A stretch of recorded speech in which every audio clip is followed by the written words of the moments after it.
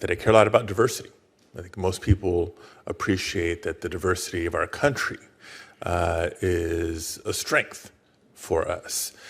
We talk a lot about diversity, not just in the diversity of the nominees that have come from the president across government, but also in all levels of the judiciary.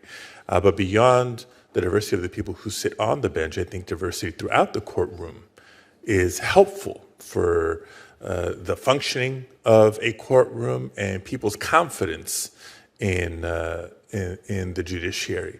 So my question to each of you is this: if you're fortunate enough to be confirmed, because you're always trained to preface every answer with that, what would you, well, first of all, do you agree with my value statement about diversity?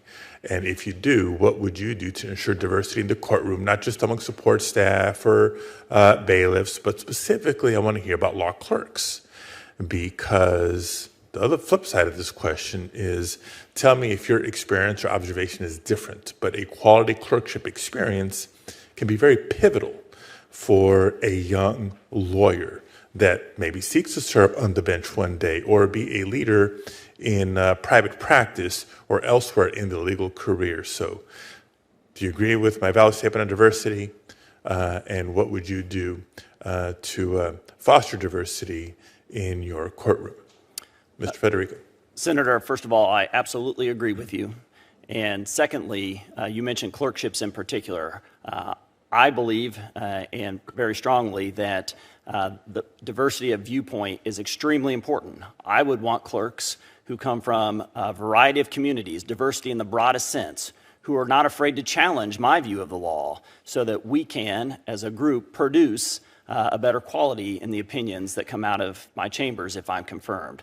I also view judges as leaders within the legal community, and it would be my responsibility, if confirmed, to hire and train the next generation of leaders. So I want clerks who will come in with an open mind, with a diverse viewpoint and opinions, who are not afraid to express those opinions, even when they differ from mine, and who want to be leaders within their legal communities.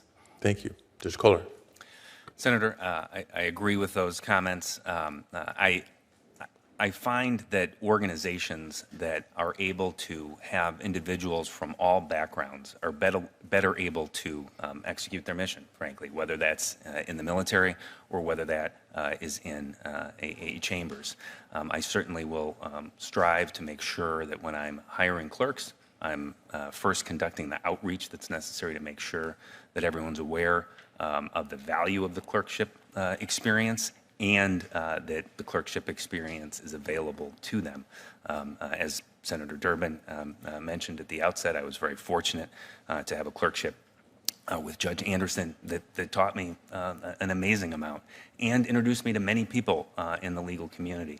And that's the type of thing that I would hope for anyone who comes through my chambers. Y'all were in the audience when I asked this of the nominees on the first panel, and it comes back to the importance of diversity.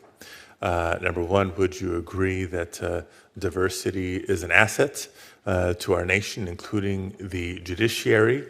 And if you disagree, I would like to hear it. If you do agree, what would you do if you're fortunate enough to be confirmed to ensure diversity in your courtrooms with specific attention to law clerks? Because you know how important a quality clerkship experience can be for young lawyers who may seek to someday serve on the federal bench or serve as lawyers in the public or the private sector.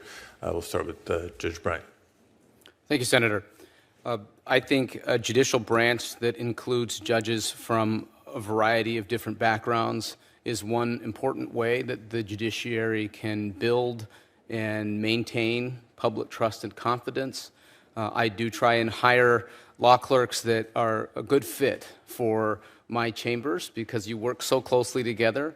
And as you noted, it can be something that really does impact somebody's career. And I'm grateful for my own experience as a law clerk and try to keep that in mind when I approach the hiring decisions. Thank you. Judge Lee. I similarly value having that diversity, and it's something which I encouraged in my law students when I was at Hastings to do so, was on the clerkship panel, faculty committee, met with students, mentored students. Similarly, have done so since I was a judge, and if I were fortunate enough to be confirmed, I would try to reach diversity in every level, geographic, school, and otherwise, in terms of my chambers. Ms. Robbins. So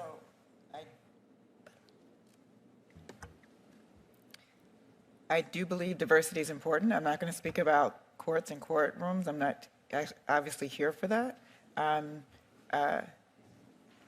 I think that it's important as well to recognize diverse creators, authors, and all those across the IP landscape. And if I am confirmed and become the IPAC, I will continue to keep diversity in all of the decisions that I make as part of the strategic plan. And remember those creators that have diverse interest in IP.